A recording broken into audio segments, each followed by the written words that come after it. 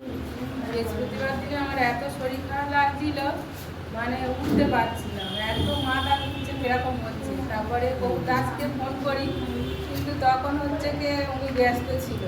তারপর আমার মেয়েকে ফোন করছে, বলছে সবসময় দিদিকে ফোন করবে, তুমি নিজে নিজে প্রার্থনা করো বলে নিজে নিজে প্রার্থনা করে বউ জল মাথায় দিয়ে তখন আমার একটু শরীরটা ঠিক হলো। তার জন্য জানাই বউকে অসংখ্য অসংখ্য ধন্যবাদ। আর একদিন মানে আমি ঘুরি নিয়ে যে ঘরে আসছি, মানে ঘোরা দুটো গেল, ওই জায়গাটা খুব খারাপ, সবাই যায়, মানে মনে হয় যেন আমাকে পেছন দিয়ে যেন কে ফেলে দিল, একজন যেন কে টেনে দিল। তার জন্য মানে এত জোরে পড়লে আমার মনে হয় মুখ টুক মানে দাঁত পাশ ভেঙে যেত, মানে তার জন্য বউকে জানাই অসংখ্য অসংখ্য। আমার ছেলে এই 3-4 দিন হলো, আমার ছেলে রাত্রিবেলা ও বাইরে উঠেছে। এবার মা বলে দরজাটা খোলো, দরজা খুলেছি। এবার গ্রিলের দরজা, এবার আমার ছেলের পায়ে দুটো শিরা কাটা আছে। এবার পায়ে আমার ছেলে বাথরুমের প্যানে পা ঢুকে গিয়ে পা কেটে গিয়ে ও 27খানা সেলাই আছে পায়ে।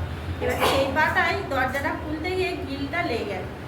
এত জোর লেগেছে যে আমার ছেলে যন্ত্রণায় রাত 12:30 পর্যন্ত যন্ত্রণায় কাঁচার কাঁচা খেয়ে। আমি এত রাত্রিরে আমি কোথায় যাব ছেলেকে নিয়ে? বলছে মা আমি আর সহ্য করতে পারছি না, আমার খুব যন্ত্রণা। বলছি বাবা এত রাত্রে আমি কোথায় যাবো? তুই কোন ডাক্তারখানায় বা যাবো? আরে না আমি কোথাও যাবো নি, আমার প্রভুর তেল নিয়ে আর প্রভুর কাছে প্রার্থনা করছি আর তেল দিচ্ছি, বলি প্রভু এক্ষুনি আমার ছেলেকে সুস্থ কর। আমার ছেলের পাটা যে ভালো ছিল, তার যে পাটাই আমার চলে গেল।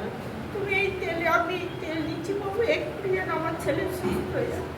বলে দেবার সঙ্গে সঙ্গে নিচে শুয়ে রয়েছে। তারপরে বলছো মা আমার পাটা যেন এখন একটু ভালো আছে, সেই জন্য